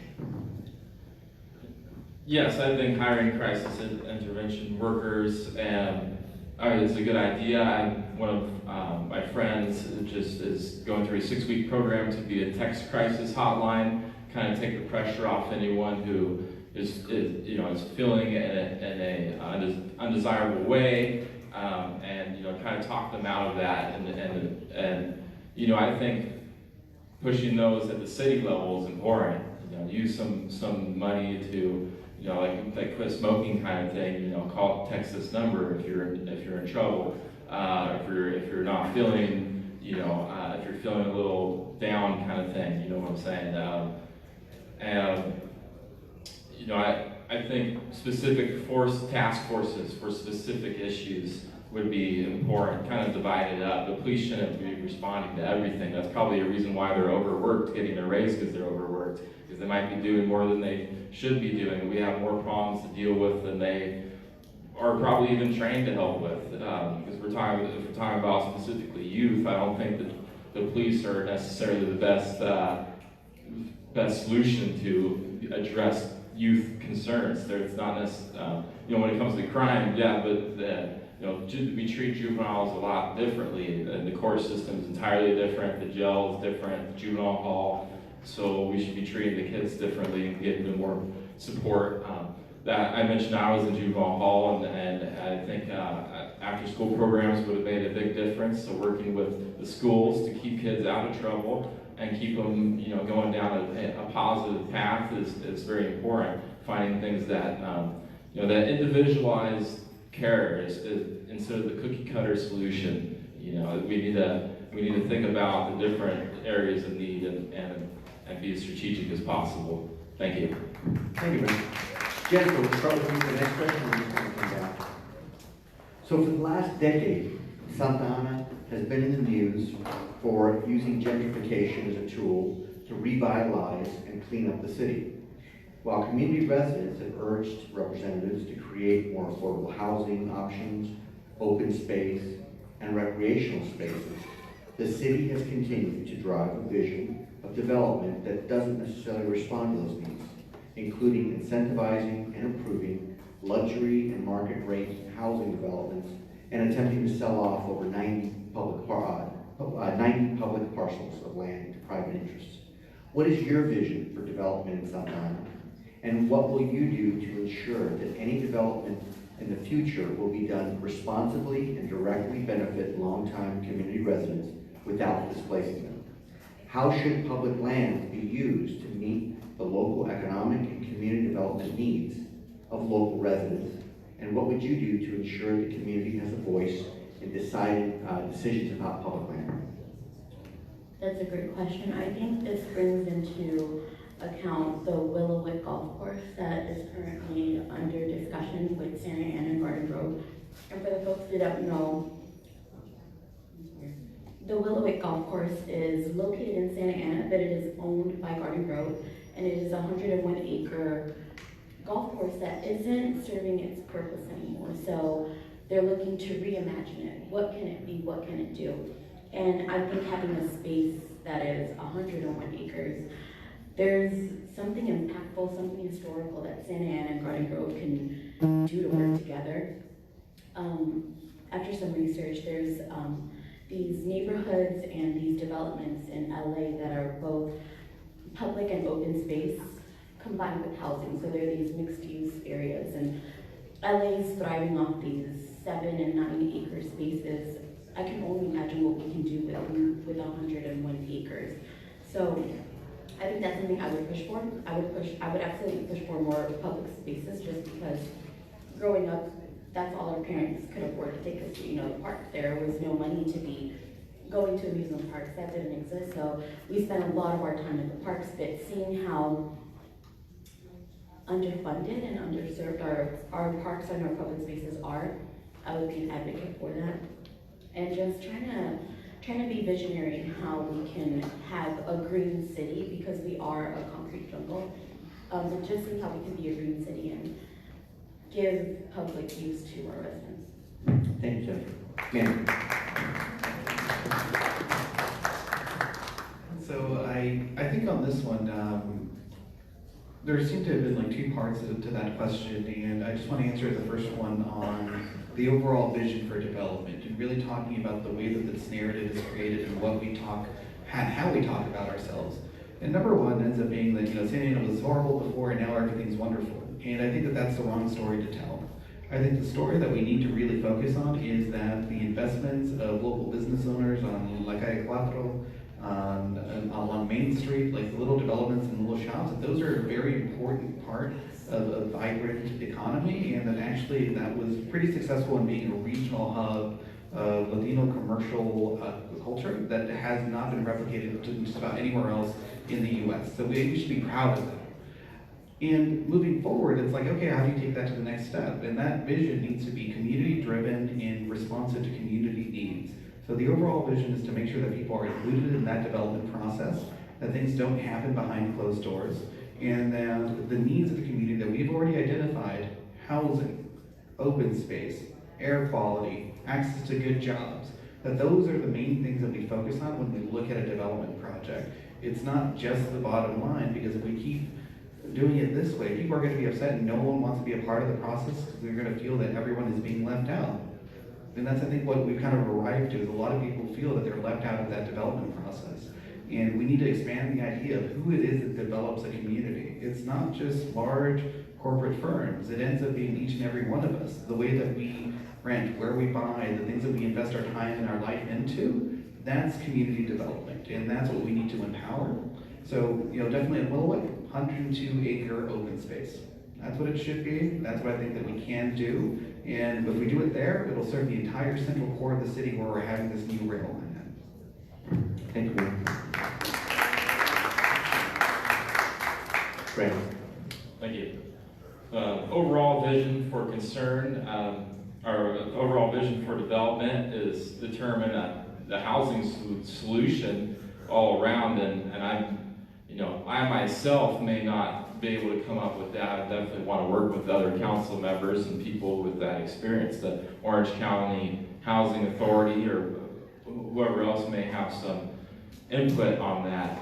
I would like to look at other cities who may be experiencing or have experienced a similar difficulty and see what their solution is. I find that learning from others instead of trying to reinvent the wheel often is a good idea, being a business owner.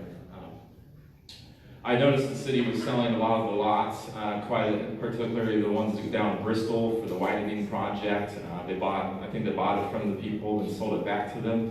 Bought it from the owners and then demolished everything there, took a portion of it and sold what was left back to private owners and anyone who wanted to place a bid on it. And I think I mentioned earlier a limit on new rent on new developments. I think that could possibly be a good idea. Being someone who's done a little bit of real estate myself, on small projects, I've seen that. It's typically a new building that has requirements, like to be energy efficient, to be this or that. The new buildings are what require that, and then existing ones have until 5-10 years to accommodate. And so I think it's really important to be results oriented, be business. It's kind of like it's a business.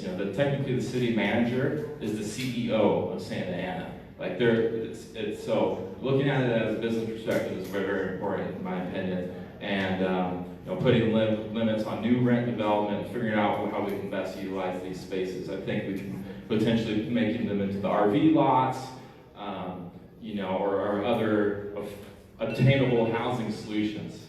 Thank you. Thank you.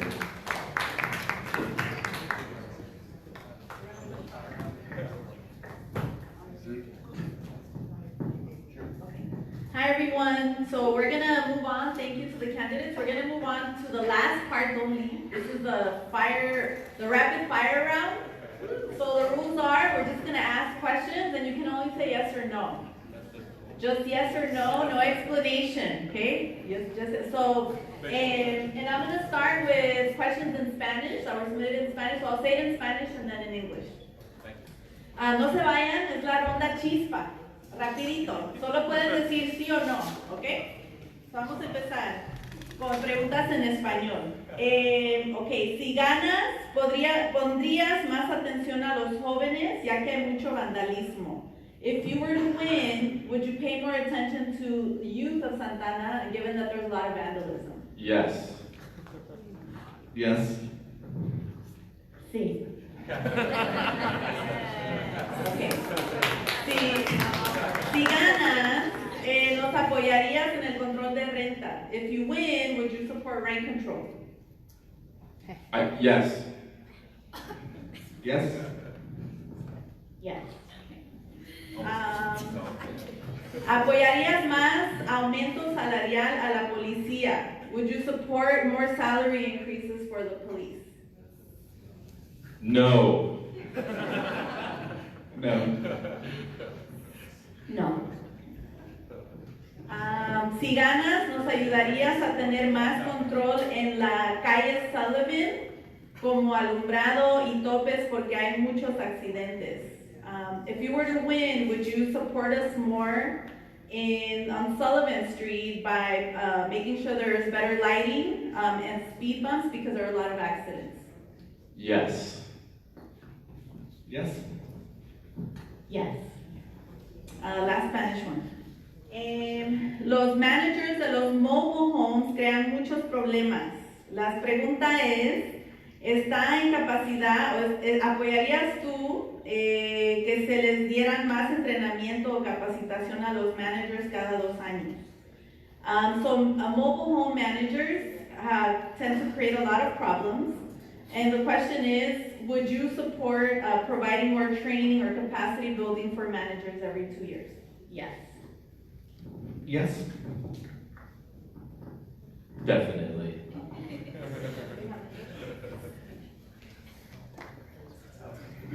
Here we go for the rapid fire English, and we'll just go straight down, fair? So, would you be supportive of small business? See. Yes. Yes. Let me start back and come back this way. Do you support the OC streetcar project? Do you know? Yes.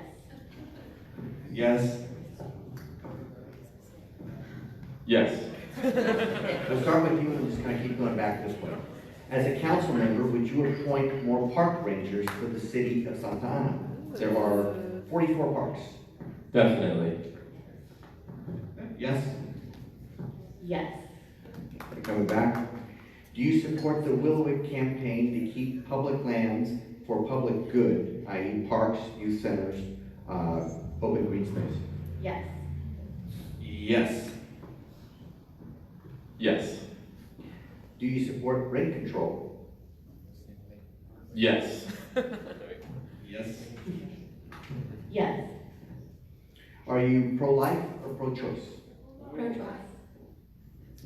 Choice. Choice.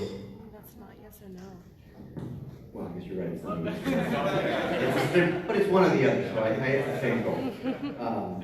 Let's see here. Do you support more safe green space in the community? Yes. Yes. Yes. Taxes are high in Santa Ana. Would you support better oversight of how such tax money is allocated? Yes. Yes. Yes. Are you pro-gentrification? No. No. No. This is a bit repetitive, but I'll ask it. Do you believe that Santa Ana should have a police oversight committee? No. Yes. Yes. Do you think that the raise that recently granted to the Santa Ana Police Department has impacted the city in a positive way?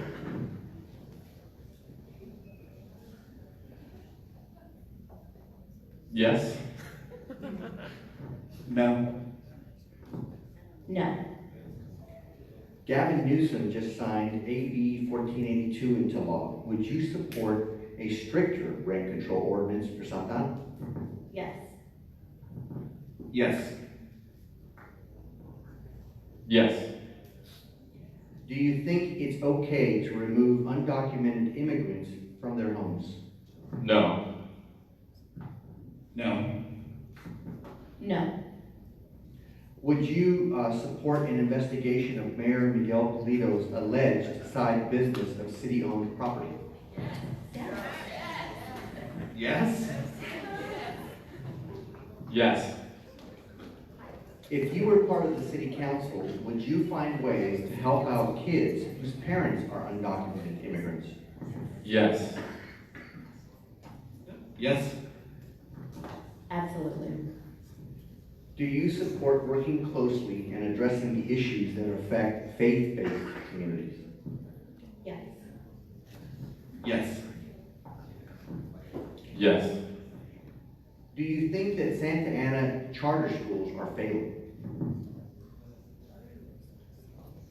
No. No. No. Do you believe that Santa Ana needs more charter schools? No. No. No. Do any of you have families or relatives on the current city council? No. No. No. Would you support another homeless shelter in Santa Ana? No.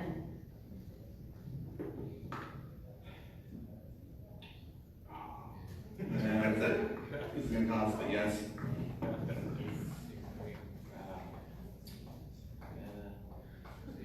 Yes. Do you support the building of more skate parks in Santa Ana? Yes.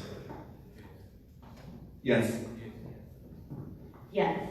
That's it. Rapid fire questions. Great questions, by the way, from the audience. Just incredibly smart and really well organized. So we'll go ahead and go into closing statements now. We can start with Jennifer and just kind of work back this way. Make sense? 2 minutes. 2 minutes. I'm sorry, 1 minute. Yeah. So as I said earlier, my name is Jennifer Oliva and I'm one of the candidates running for Santa Ana City Council. I'm a product of the Santa Ana Unified School District. I've been able to give back and work for the school district. I love my city as a lifelong resident. I've lived in Ward 4 for 25 years now, and I hope to continue to live there for 25 more years. As your council member, I just hope to be the person that you feel that you can reach out to and let know all the issues you see the city having, but also celebrating whatever small victories we do have. So, as your council member, please keep me in consideration. Jennifer Oliva for Ward 4. Thank you. Well, thank you all for being here. Manny Escamilla. I'm running for city council. I spent 14 years working behind the scenes as a civil servant, and that's really formed my outlook. I'm used to dealing and working with every single resident and every single type of interest in the city, and that's the approach that I have. I just believe that I'll be able to make more of a difference if you put me on the council, and you basically give me the chance to empower the residents. And really by that, it's about transparency, it's about figuring out what's best, having that communication, not making everything behind closed doors, and really looking to see how we can invest in more parks and libraries, reduce the number of homeless that we have on our streets, look for safer neighborhoods and how to get there by investing in our youth, helping our small businesses to grow our economy. And at the end of the day, whatever we do, we're going to end up doing together. And I think that it's really great that we come together to celebrate and kind of try to make a difference in our local politics when the national situation is so bad. And really, here is where we start rebuilding kind of that next version of the American dream here in Santa Ana. And I just want to say thank you, care about all of you, and I love the fact that you're here on a Tuesday night.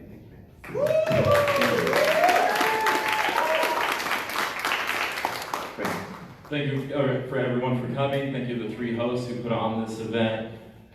Thank you to the Resilience, OC, Latino Health Access, to Santa Ana Building Healthy Communities. Without you guys, I wouldn't be here tonight. My name is Brandon Cisco, and I'm running for Ward 4, and the election is November 5th. I believe vote by mail ballots went out today or yesterday, and I was been randomly selected to be first on the list. It makes it really easy. I was also homeless myself a little bit, lived in my car, so I have an inside perspective on both homeless, incarceration, being a business owner. When I was incarcerated, it was for very minuscule things like smoking pot and not going to school. It's like, you put a kid in juvenile hall for not going to school, that's the wrong thing to do. I was pretty much known as junior staff. I was the best kid in there. I was like, that's how I was. And I first helped the FBI at 15 years old. I think working together is very important. Transparency, homelessness, homeless, youth, and public safety are top priorities. Thank you, everyone. Go for Cisco. Thank you, Ben. I would also read, there was 3 candidates that weren't able to join us tonight, so I'm just going to read their statements that they sent to the organizers. Phil Becerra wrote back saying that I will not be attending the forum. I have a previous commitment to a Ward 4 residents meeting that is scheduled to take place at the same time as the forum. Sincerely, Phil Becerra. Same time, Beatriz Mendoza wrote back to say, unfortunately, I have a birthday fundraiser on my birthday and at the same time, which I had planned a while ago. Thank you for the invitation, though. And they did not get an answer back from Gail Oliver Jr. So, once again, thank you so much for joining us. I always enjoy being here. I love hearing your questions. I love the spirit that you guys always have here in Santa Ana. Hang on 1 second, there's a few more announcements. Thank you everyone for being here. Muchas gracias por venir. Queríamos dar las gracias a la iglesia que nos otorgó el espacio. We want to thank the church for allowing us to host this today. And we want to introduce 2 groups. Queremos introducir 2 grupos que hay de vecinos. ¿Quieren venir adelante rapidito para hacer su invitación?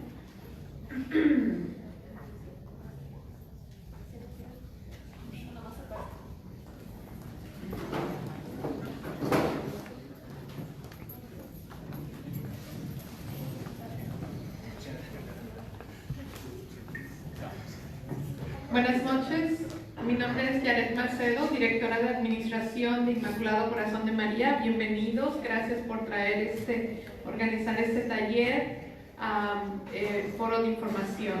Y tengo al Ministerio de IMACMA que va a hacer una invitación.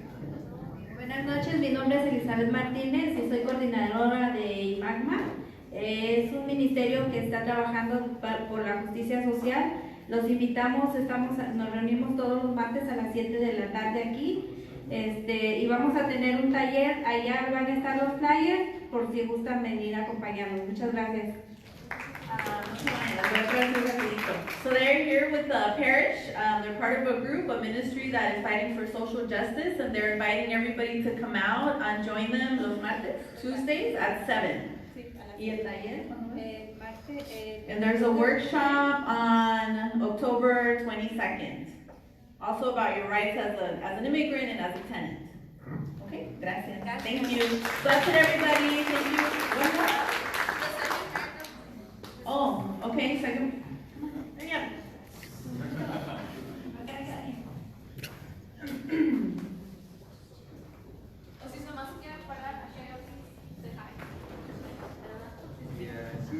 Buenas tardes, ¿cómo están? Muchas gracias por venir el día de hoy. Mi nombre es Jesús Santana, yo vivo aquí cerca de la iglesia y aquí estoy el día de hoy con padres y residentes que viven aquí en la calle Sullivan, dentro de la McFarland y la Primera. Muchos de ellos tienen problemas sobre sus condiciones de viviendas y también que hay mucho crimen en la comunidad. Este año, primer año, nos enfocamos en averiguar qué está pasando en la calle Sullivan para ver cómo los podemos apoyar. Y en los años siguientes que vienen, nos vamos a enfocar en las condiciones de vivienda. Por favor, si ocupan ayuda, si nos quieren ayudar también a apoyarnos, cada martes nos reunimos en el Corporate Center de las 5 a las 7 y nomás un aplauso a los padres y los residentes que viven en la calle Sullivan, porque también ellos han trabajado mucho y el esfuerzo se nota. Ellos quieren que la calle Sullivan se mejore y con nuestro apoyo, también con el apoyo de los concejales, va a ser posible esta ayuda, ¿verdad? Por favor, un aplauso grande para ustedes.